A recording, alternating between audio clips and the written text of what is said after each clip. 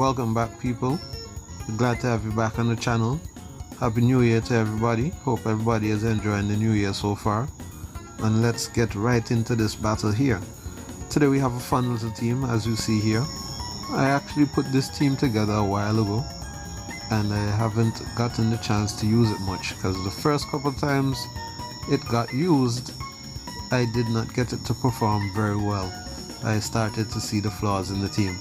But anyway, we have some RU warriors, Explode and Pharaoh, and we're going to take them into battle against our opponent Platinum. So we have Choice Specs Explode, a Sash Lead Ariados, a bulky physical wall Grand Bull, a usual Mux Immense, Banded Pharaoh, and our Spidef Fortress. Our opponent has a very OU looking team. Jirachi, Scizor, Gliscor, Azumarill, Washrotom, and Heatran. And as you're going to see, this is going to be a very intense and long battle. It's going to showcase why we hate the timer, but it's also going to showcase how some of these guys work in higher tiers. So we're going to go and get straight into this one with our opponent Platinum, and straight off the bat my opponent leads with his Heatran as we go out with our Explode. So firstly, I know this thing is probably going to set up rocks, so I just wanted to hit it with a Surf to see how much damage it does. But as you see, my opponent goes for the Protector Scout and see what moves I have.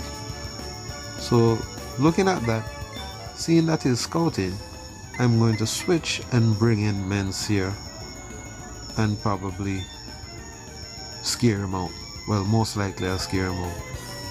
So here we go, out goes Explode and in comes our Mence.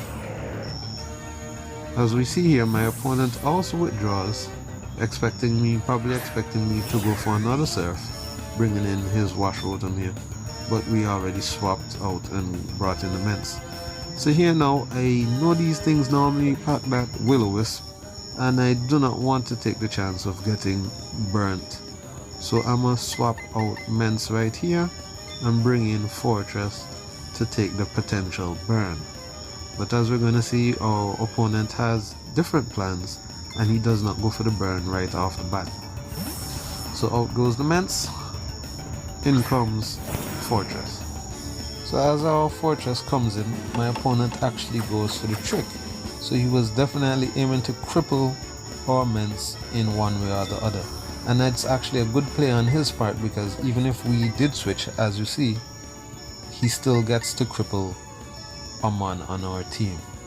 So with our Fortress being crippled with this Choice Scarf, an item that she has no business using, I'm going to just take the opportunity to set up a light screen and then see how my opponent responds. So here we go, select our light screen here, and our opponent finally reveals the Will-O-Wisp. Unfortunately for him, he does not miss and burns our Fortress. So we get our screen up, and then we will just have to find a way to deal with this thing in front of us. So looking at our team, the best option we have here now is to actually bring in our Explode, and then let's just go for a Boom Burst or probably a Surf, predicting the Heatran. But as we switch here, you will see our opponent goes for Volt Switch, which gives him the Switch initiative, and in will come his, let's see where he decides to bring it. In comes Starboy, his Jirachi. Well, here I got caught completely off guard. Every time I see Jirachi, I normally think of a supportive set, but this man wasn't playing no games, and the Jirachi quickly dispatches our Explode with a Drain Punch. I keep forgetting physical Jirachi is a thing, because I haven't seen it being used in a long time, but it's like so standard, and I'm actually upset with myself for forgetting that, because it's usually the Thunderwave Ironhead. So I was like, before he gets in, the hats, gets in some hacks, we could probably just hit it hard. but he actually is running Drain Punch and he just dispatches the Explode right away. So I respond here with my Ariados, and I'll take the opportunity to set up webs as my opponent swaps out his Jirachi and brings back in now Heatran. So this man is definitely going to get up his rocks here now, and I cannot do anything to stop him. So only way to respond to this thing here is to probably bring in Men's here as he goes for his Stealth Rocks, and then we could probably Dragon Dance and see what we can do from there. So up goes his rocks. And luckily Mens came in before he got stones in his eyes, and we're gonna just stay in here and go for a Dragon Dance and hopefully catch something with a good hit. Probably should rock Outrage instead, but I don't want to take the chance of getting locked into Outrage and then getting held in battle to a Fairy type. So we go for the Dragon Dance, getting our +1 as his Gliscor comes in front of us and gets up his Toxic Orb, Toxic Heal. So I decide, okay, let's see how much damage we can do to this thing, and we just go for the Dragon Claw, and that does probably a 40% damage. And this man's unboosted Facade, well, boosted due to the poison, does about 35-40% as well. So we could possibly barely beat this thing 1v1, but he's definitely is going to preserve this thing. So we bring it down to low yellow, and here I'm expecting him to switch, so I go for the Crunch instead of going for another Dragon Claw. And making a good prediction, probably I could have went for the Earthquake, I was expecting him to bring in Rotom. So yes, I go for the Crunch on this Azumarill and get a little chunk of damage. I'm going to respond with another Earthquake as he goes for Aqua Jet trying to take us out. This thing is definitely not banded, because banded Aqua Jet would have definitely wrecked this thing. So we bring him down to his Citrus Berry. He's probably a Belly Drum set. Sure, barely missed out on the KO there. And now we have no choice but to swap out and preserve our Ments for later. So I'm going to swap out and bring in Fortress here, and then try to get off Rapid Spin to remove these rocks. So as our Fortress comes in, our opponent goes for another Aqua Jet, doing negligible damage, but the damage, you know, will eventually stack up with this burn. So we just go straight for the Rapid Spin here as my opponent withdraws, and in comes his Gliscor again, you know, Mr. Meaty Claw, free Claw and plenty meat. So we go for the Rapid Spin, get these rocks from around our team, and we're gonna go and respond to this thing by switching right out right away. So I'll bring in Granbull now. Yes, in comes our Granbull, and we will see what he decides to do on his end. So as our Granbull comes in, gets off the Intimidate, as Killer Nachi used to say, and he goes for the Roost. So he heals up, but he has Roost, Facade, probably Swords Dance and Earthquake. Sometimes I'm very much afraid of these things because they could pack a deadly Ice Fang, and Gliscors in general are definitely a handful to deal with. So we're just gonna go for the Raw as my opponent switches, and in comes his Washi Boy, his Rotom, and we'll just get that thing out of here again with a Raw. I think our team definitely needs some rocks instead of spikes, so we could constantly be doing damage. I'll have to make that edit at a later date. So in comes his Azumarill again, and we're just gonna go for the Play Rough and try to take this thing out, because Granbull actually has a very good attack stat, so even uninvested we should definitely be able to do a good amount of damage to Azumarill.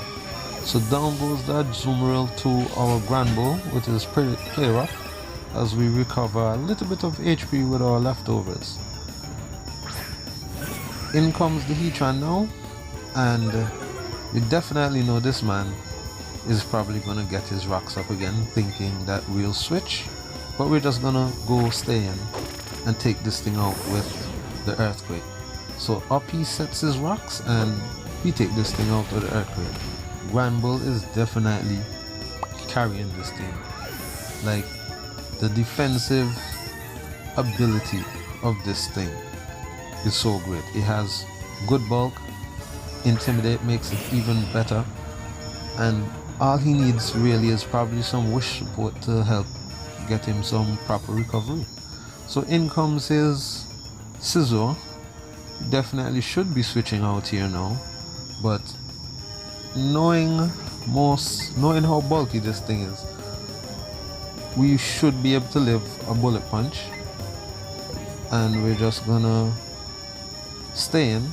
I'm going to stay in and go for the Thunder Wave and try to cause some problems for this Scizor. So my opponent does go for the bullet punch instead of, luckily he didn't set up a Swords Dance, and I get off the Thunder Wave and cripple this thing with paralysis. And then have a little munch of our leftovers, getting our HP just back above half. So here's time to switch again now, and we're gonna bring in our Fortress and get rid of this man's rocks. So in comes our Fortress, as our opponent here is paralyzed and gets the Parahack. So unfortunately for him there, nothing he could do. RNG just decided to bite him. So as Fortress is in now, we can take the opportunity to Rapid Spin and get rid of these rocks on our field. And I must say it's good to have a lot of these mons back, because they were missing in Sword and Shield. A lot of these mons I haven't played with in a long time. So our opponent goes for the U-turn, getting the switch initiative here. And in comes his Gliscor, I would believe. Yes, Mr. Meaty Claw is back in. And he gets back up to full life with his Poisoning, luckily for him. So here, I'm not even going to take any chances with this thing. I'm gonna switch and bring Granbull back in and get off the Intimidate on this thing. So as Granbull comes back in, let's see what our opponent decides to do here. Lower his attack. He goes for the Swords Dance, so luckily for me, he only gets away with a +1 attack instead of a lovely +2, as we recover a little bit more HP again. And you don't know, we gotta get this thing out of here, so we're gonna go for the Roar, as he decides to go for the Earthquake. And look at this, +1 Earthquake. He's probably, obviously not invested in attack, but this thing has some good defensive bulk, if I must say. It's definitely very good on the defensive side, especially with the combination of Intimidate. So here, as we munch a little bit of our leftovers, staring this Scizor down in the face, we can't leave our boy in here to just die to a bullet punch. So it's about time we sack off our Fortress here. And thank you for your performance, Granbull. In comes our Fortress. Sorry for having to sack you off like this, but we had no other choice. So we soak up the bullet punch, but we die to the burn. So the score is now even out at 4-4, but clearly, as you can see, we do not have much we can do to deal with the Scizor and his Gliscor. So it's basically a downhill battle from here. Basically, our only trump card would have been the Explode, but the Jirachi caught me off guard so good, and that was my bad. So I really have no response to some of these mons. But even when I'm losing, I'm gonna give you a hard time. You gotta work for this win. So in comes our Pharaoh. I actually wanted to see, what kind of damage output this thing could come up with a choice band. So I'm gonna just come in here and just go for the Drill Peck and see what kind of damage I'm able to do. and that is basically negligible. Like, what is that Pharaoh? Like, Trace Banded Pharaoh is probably only for the lower tiers.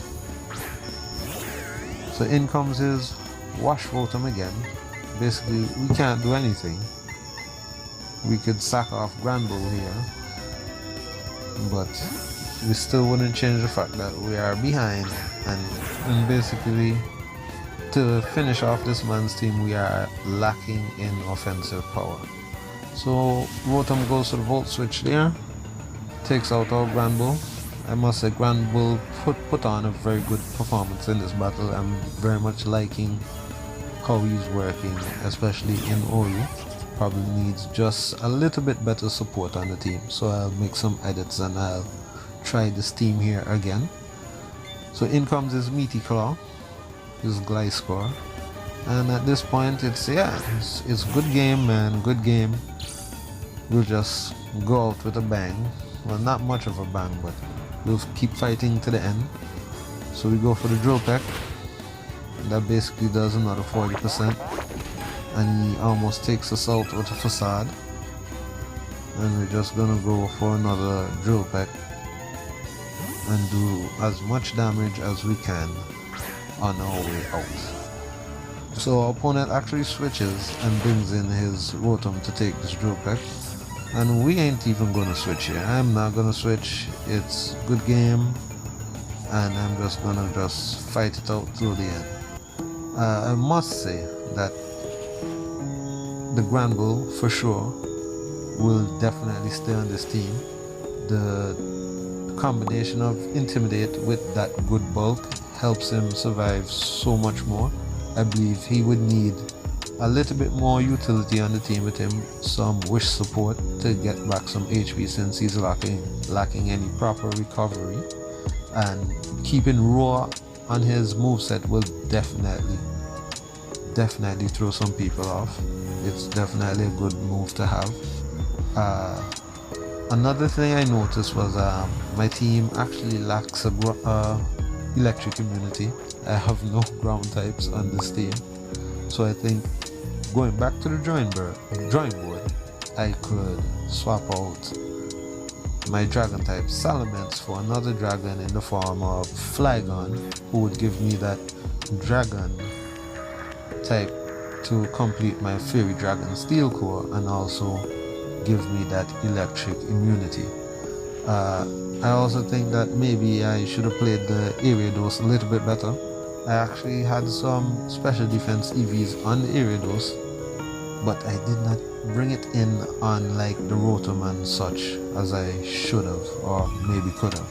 But even if I still brought it in on the Rotom, he could have crippled me with his Will-O-Wisp. As for Pharaoh, my boy, I always liked Pharaoh's design since day one. That's like one of the Pokemon that when I play through a game that Pharaoh's in, he normally makes it on my team. Pharaoh's replacement possibly will be Dodrio. It gives us a little bit more speed, a little bit more attack, and some good moves. But unfortunately, our Exploud didn't shine, so we'll have to make some replacements and keep him back for the second time we make this team. And definitely a good game to my opponent. I'll see you guys later.